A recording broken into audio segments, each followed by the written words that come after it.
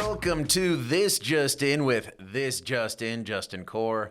As your host, this is a show where we take a deeper dive into the stories most important to you with the people who bring you those stories. And today our correspondent is Wake Up Idaho weather guy, KTVB Espanol weather and Deportes guy, and apparently our boxing correspondent. He's a lot of things. I probably didn't even cover it all in that intro, but it's Hector Mendoza. Bottom line, everyone. Hector. Hi, guys. What the heck? Welcome back. I appreciate it. Thanks for having me back. Yeah, so we're going to talk about Ice Caves, another local boxer. But first, Hector, you're a sneakerhead. We talked a little bit about it the first time you were on. Can you show us your kicks? You brought some to show off. Right so here. I'm going to take off the ones I got right now. Hold on. All right, yeah, go ahead and clear out the room. That's fine. So I got these ones. I got my Cortezes. These ones I wanted them as a kid, but... The Cortezes. Yeah. Tell me about these. Who are they named for? Honestly, I really don't know where the origin of the shoe comes from. I really have no idea. But I will say this. Growing up as a kid, it was one of those where it's like, if you didn't have these shoes, you weren't with it. And that was the thing. And really? The only problem was that a lot of these shoes had a really bad connotation to them. So if you wore them, they thought you were part of a particular crowd. And it was kind of unfortunate. So my mom was very nervous about, like, us being associated. There was a lot of stories around, especially in my hometown, that, some people mistaken for whether it was, gang affiliated, things like that. And sometimes kids ended up Can I see more of those? Here. Bring it back up. Oh, here. They look almost like they're a low rise, almost like a tennis shoe. I think that's what they originally wore. They used to be worn in tennis, and a bunch of other, athletes would wear these shoes. But yeah, these were the shoes that, all kids, at least in Modesto, all kids in California wanted these shoes. So nice. Yeah. Of course, Nikes as well, the red, white, and blue. That's pretty cool. We were talking about that before the show as well. Like, when I was growing up, it was the same thing, where it's like, oh, if you're wearing, like, Raiders gear, it meant you were a gang member. And it's Which is unfortunate, yeah. What if you're just a fan of the Raiders? Like, no one's a fan of the Raiders. Exactly, yeah. They were not good back then. Yeah. So, obviously that was ridiculous. But those are cool as heck. Tor, you also brought... I brought a couple other ones. Some other ones. I asked, I'm like, what was, like, your dream shoe? And you're like, I got them right here. I do, here. Good for you. Ooh, so for the longest time, I wanted a pair of Jordan 11s, and I couldn't get them low. I didn't want them mid. I wanted them high. Yeah. And that's kind of where you want them. And so I spent a pretty penny on these shoes, and that's just because I saw them out there, and I couldn't say no to them. So I had to make sure I got them. But super excited that I finally have it in my sort of collection, in my shoe collection that I got. But do you actually wear those? I've worn them twice already. Okay. It's hard to wear them sometimes because they're so nice. They're so pristine. You don't want to crease them up. Right. You want to make sure they get dirty. I did dirty them up a little bit. But, shoes are meant to get dirty, so I got to let it go a little bit. But, Bro, my shoes are meant to get dirty. Not the Jordan 11s. You brought some others as well, right? This is another shoe growing up, too. The up-tempos were a pair of shoes that I really loved. I like chunky shoes. I know growing up, it was either in for a little bit or it wasn't. And so biggest thing, I like the bubble letters on the side. It says Air, it says Nike, or it says Tempo on it. But yeah, so everybody can see it there. But I really wanted these ones. I think these are the up-tempo 95s. Jeez. So, like, I'm obviously not a sneakerhead at all. Like, are pretty much the premier shoes all Jordans? Not anymore. Actually, it's a big surprise because I remember growing up, Champion shoes were like the Walmart shoes that like poor kids would buy because they couldn't afford anything. Or the same thing with the Shaq shoes. Reeboks were like kind of in and out, but now Skechers are still in. Snoop Dogg did a commercial with Skechers. Those are in. Champion are in. That is wild to me. Skechers, And it's just, sneakers just kind of, it just depends. Me, I'm not necessarily drawn to a particular brand, but it seems like it because I'm always wearing Nikes or I'm wearing a pair of Jordans. But Adidas has stepped up their game a lot. Reeboks has too. Champion New Balance is coming back. A lot of people. New Balance? New Balance right now, you can spend $150 on a nice pair of New Balance, which they used to be like $30, $40 for a pair of New Balance shoes. But as a dad, those were the dad shoes. The all-white New Balances, that's what us dads rock. And that's the thing, too. Even I think the old Nike Monarchs, too, those were shoes that, like, they were, like, considered dad shoes. But, they're nice sneakers. They look good. I mean, people I think don't care anymore. I think it's just one of those things that it's like finally in style to be out of style, I guess. So I don't know. Yeah, that's interesting. Well, are there certain like brands that sort of dominate different sports? So like Adidas probably has a bigger footprint, like in soccer, football. For hoops, it's got to be mostly Nike, right? It's kind of now with basketball. It's a little bit different too because there's also Chinese brands too that like really? a lot of NBA players sign with. I know that D'Angelo Russell signs with them, has a signature shoe with them. So does Klay Thompson. There's a bunch of other guys that have shoes. Dwayne Wade, I think, also had a shoe with like a Chinese brand. And I mean, it just kind of depends where, like, I guess your money's coming from and where your fan base is too. Because I mean, it just kind of depends. I mean, yeah, if someone's willing to write you a multi-million-dollar check, it's like, yeah, I'll wear those shoes. This is maybe I don't know if you know this, like if they write you like a huge check and you're an NBA player, but you get the shoe and you're like, man, this is trash. Like I'm not going to be able to play in this. Do you just like cancel that check or what happens? I mean, I don't know. I remember watching an interview with it was Michael Jordan on David Letterman. Mm-hmm. They were asking him about his sneaker, and he was like, I don't even really like the sneaker, but I mean, whatever, I guess.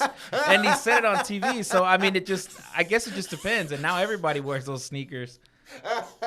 It's so funny because I was about to say, well, I mean, whatever Michael Jordan is wearing, but the tagline for Air Jordans, like with Spike Lee when it came out, was it's got to be the shoes. It's got to be the shoes. It's got to be the shoes. Here's a little secret for you. It was never the shoes. No, definitely was not. It was probably the hard work and dedication, the hours in the gym and all that stuff. Natural talent, right? Michael exactly. Jordan. Then also the shoes. Right. This is a culture I'm not too ingrained in. But sneakerheads, man, they're willing to shell out a lot of money. For the right pair of sneakers. Right. Can you talk about how much you have paid or would be willing to pay for the right pair? Listen, for those Jordans, I think I paid like around $300, and it is a pretty penny. But it was one of those things where it's like I saved up the money. Obviously, I'm not just going around different shoes. So give me the shoe off the rack, please. Let me get that one. You know what I mean? I wish I could, but I can't. But when you say willing, I think it depends. For a nice pair of Kobe's, I think I'd dish out maybe $500-$600 if I had it. And initially, I hear that and I bristle a little bit, but I'm also like, for the right memorabilia, whatever I'm into, whatever I'm buying, it's like, yeah, I might pay that as well. So I will say, I got gifted a pair of Kobe's when I think it was like a year or two before he'd passed, and they were I can't remember what the shoe was. I think they were Pro Tro ones, and they're the shoe the colorway that he scored 81 points against the Toronto Raptors.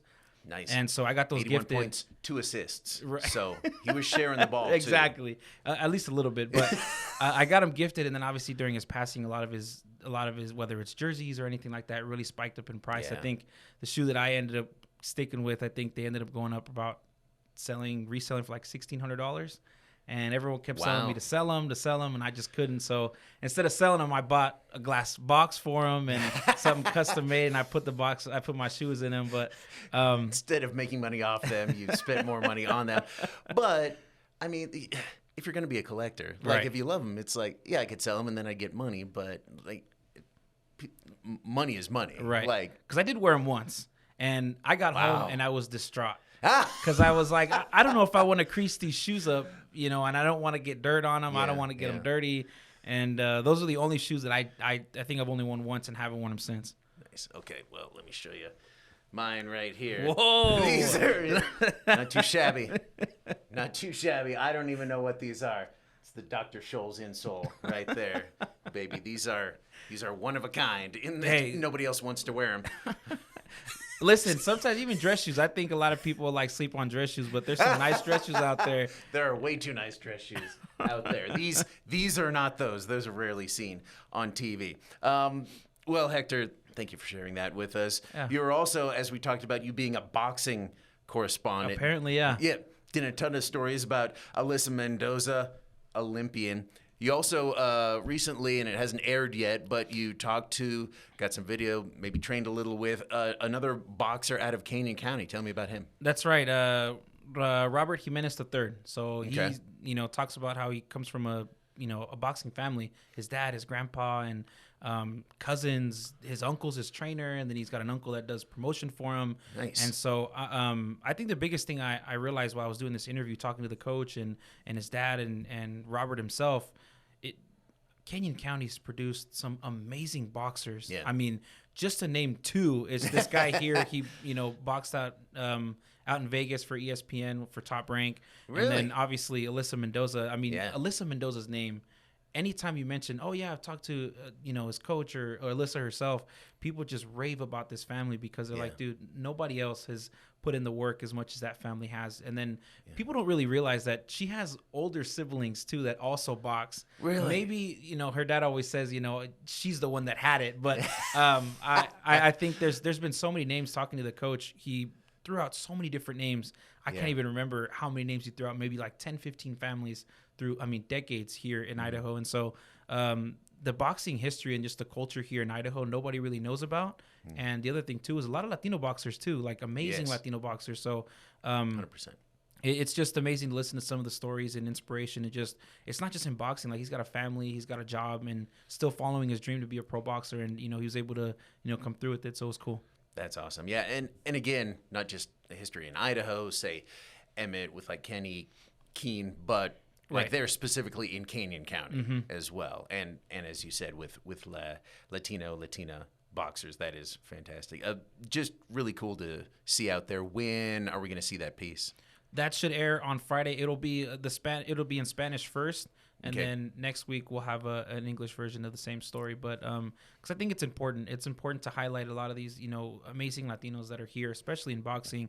The other thing too that I found out is that his dad and his uncle kind of are his promoters, and they're not only helping obviously their family out, but they're also trying to help other Latino boxers out here. Oh, cool. And so they have a fight coming up in June. In June, I think, next month on the 28th, that they've got a bunch of amazing local fighters that are going to fight, and you'll be able to catch them there in Caldwell, so you won't necessarily need to travel too far to catch some amazing fights. So, yeah. Gosh, that'll be a great night of fighting. Hector, thank you for that. Well, next on This Just In, there are ice caves in Idaho you can visit right now, and Hector is going to show you those after this.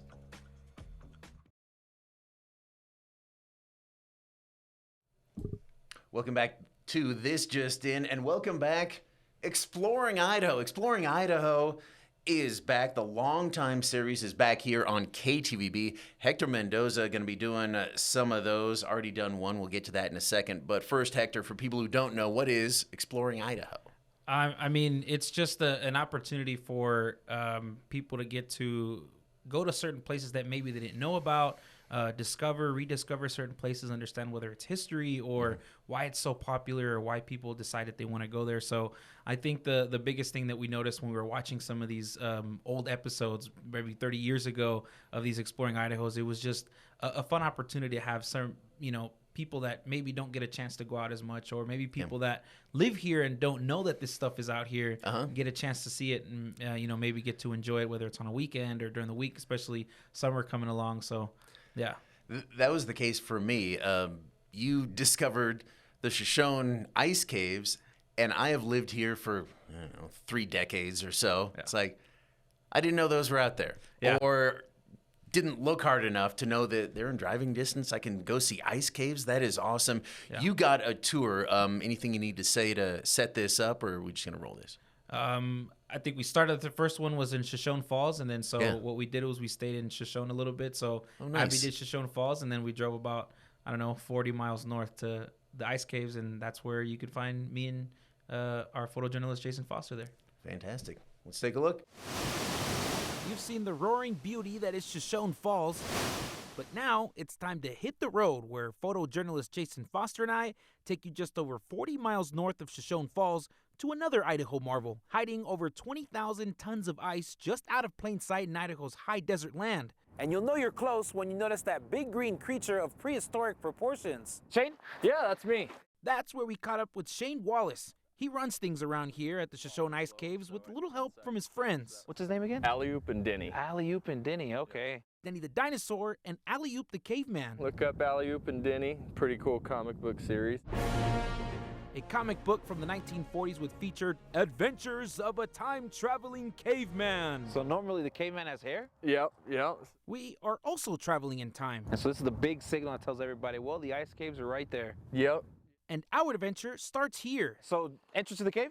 That's here. All right. The Shoshone Ice Cave is actually a prehistoric lava tunnel carved not by water, but fire and frozen in time. The ice cave was formed from this volcano that's off in the distance, a couple miles away there. It erupted about 10,000 years ago. When a dome volcano erupts, lava flows slowly underground. When the eruption ends, the lava drains, leaving a hollow tunnel in its place. It's what Alley-oop would call a lava tube. This is all natural lava flow here that we're walking on. It's about 80 stairs to come down and 80 stairs going back. And it was the 1880s when a 10-year-old boy named Alpha Kinsey originally found the cave while searching for his family's lost livestock and found Real small opening at that time. Realized how chilly cold it was, went around and told his friends and family, and before long people would come down here and discovered the ice cave and would harvest this ice and utilize it at home. before refrigerators cooled drinks, this cave did. Welcome to the ice cave. Ice blocks were carved by hand, hoisted with rope, and hauled to the booming rail town of Shoshone. So all of this right now that's coming in that's creating these icicles is all snow melt. It's a frozen fortress, and the temperature, a crisp 25 degrees. I'm standing above 10 feet worth of ice, below 80 feet worth of rock and other types of minerals, and they call this the Gothic Arch. Now they call it that because the lava flow that came through formed this sort of tunnel, and that's what allowed this formation to come through, which is unique as other caves get formed due to water erosion. Now, let me geek out for a second. You may be wondering how it's so warm out there, but below freezing down in these caves, The answer has to do with air pressure. With one low entrance, cold air sinks and gets trapped in the cave, moisture seeps in and freezes, and the thick lava rock seals in the chill like a deep freezer. Without that closed off, you'd be seeing 100-degree temperature air just flowing right through here, ripping in and making this no longer an ice cave. It all comes together to form a super stable microclimate, keeping air below freezing even in the summer, which allows the ice to accumulate. Before we head back to the surface, one last cool cave curiosity to shed some light on. Something unique about caves that you can experience total darkness. Hit the lights. Hey. And now that we've climbed out of the cold and made it back to the heat, that just signals the end of the tour. And I just wanted to thank Shane. Thank you so much for letting us come in, teaching us some things, and we got a chance to learn a lot. Absolutely, thank you. We're exploring Idaho. Look for the big green dinosaur. Hector Mendoza, Idaho's News Channel 7. I will look for the big green dinosaur and say, hey. Hector, it seems like you and Jason had a lot of fun putting that together. That was really cool. It was fun. We came back and we had so many different things and so many different elements that we could have added to this particular piece. But I just think that, with the collaboration, obviously our photojournalist Jason Foster's amazing. And so bouncing off ideas, creative things, silly things that we added in there. I mean, he's the one that just kind of helps kind of facilitate most of that stuff in there. So it was fun working with him. So I know I always like to say big shout out to Jason for sure. He's always fun to work with. And people don't realize that. People often see reporters, but when you have a package like that, we call them packages, no big deal, a little bit of an insider term for you there. Really, the person who, is getting the video, editing the video, and who is often tasked with bringing the emotion out of a piece, really the photojournalist. So, shout out to all of our photogs out there. Jason, just one of them, who really worked wonders with that. How wild was it to be walking around in the heat of the high desert there, kind of by Shoshone, and then you descend into a literal ice cave? It was one of those where you didn't really notice until you got real close to the door, where you start to feel a little chilly. Then you open the door, walk in, and you're like, oh my gosh, okay, it's not too bad. And then you're in there for like a minute or two, and then you start to get cold. I think at one of those videos that I recorded, I couldn't feel my nose, my hands got real stiff. I think it was 25 degrees in there when we were in there. 25. Yeah. Well, I guess it'd have to be below freezing. I know I am so blown away by that, but that's an incredible temperature difference, because it was probably You I think you it were was there about a around- month ago, so 70s, 80s, maybe. Probably around there, maybe 75, getting Okay. close to 80. Yeah. Jeez. Yeah.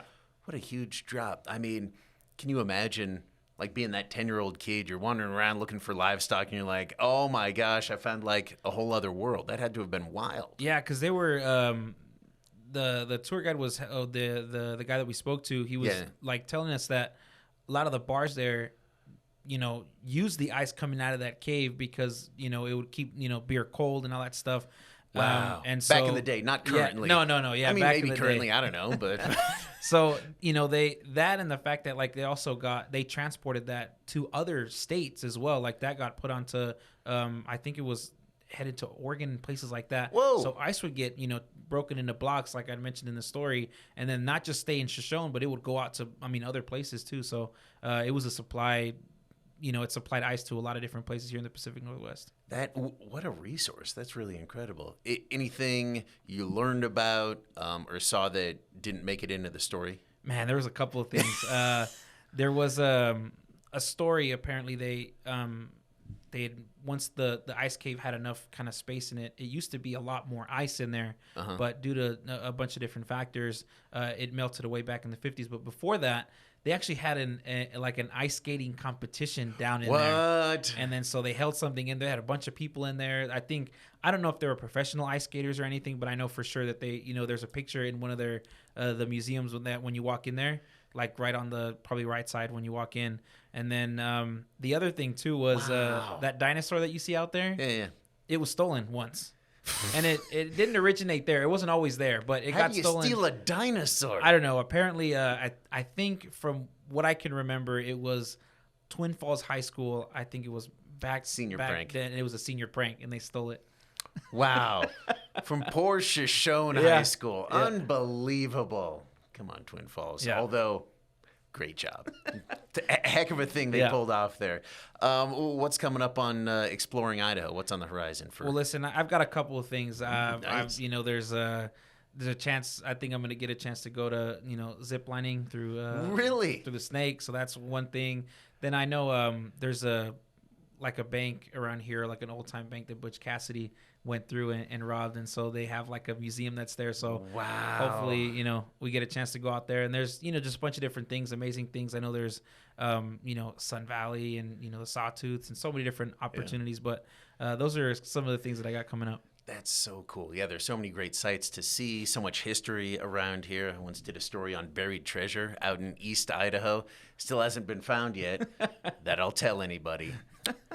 Maybe with the money from that, I can buy some of Hector's shoes. We got more from Hector. We're going to talk about how his team got unceremoniously bounced from the playoffs after this.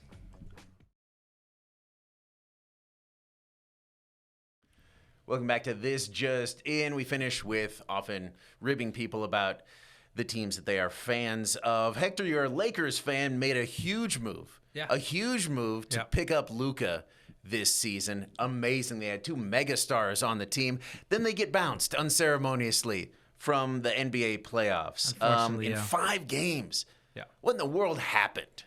Look, I'm going to be very diplomatic about this one. And I have so many different complaints about how, certain trades that we've done over the years and players we've let go, let walk, and, traded away. But I do think that the biggest thing I think is the fact that we lack size down in the post. And so I understand that a lot of people say, well, Golden State plays the same way. But, I mean, that team has been together for a while. Yeah. So they've had some of those guys have obviously come and go. But their core is kind of stuck around. I think the biggest thing is we need some time and, we need a little bit more size. So there's a bunch of guys out there that I'm hoping that we can pick up, but we'll see if the Lakers decide they want to do that. Yeah. I don't know. You had 2 megastars, but you're right. You need those role players. Was it the shoes? I wish I could say that, because if it was easy as swapping shoes, it'd be fantastic. The only person that I actually ever thought that it was the shoes that it affected was Lonzo Ball, but that's another story for another day.